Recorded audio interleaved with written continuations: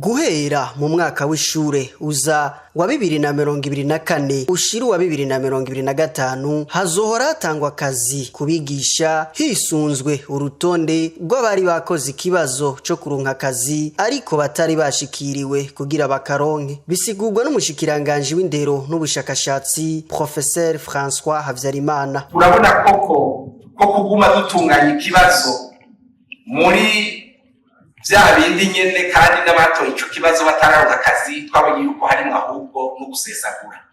Arico gituma twavuganye yuko guhera mu mwaka uza nimba hari abakoze ikibazo kugira ngo baje kwigisha ibiharuro batarashikirwa tuzobanza gukurikiza urwo rutonde nyene imbere yuko dutunganya ikindi kibazo tukazogitunganya abo bari barindiriye babanje kuronka akazi. Nayo kukijanye nuko hari abigisha baronkejwe akazi ariko gushika ubu batarahembwa, umushikiranganje w'indero François Havyarimana aratanga umuco. Iyo umwigisha yarose akazi arazana dossier mu bushikiranganje bw'indero tugaca tuyirungika mu bushikiranganje bw'abakozi n'akazi kugira ngo ahembwe.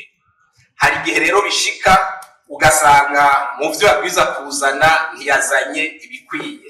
Muri ico gihe ubushikiranganje bw'abakozi n'akazi ntibuheza ngo bumuhembe.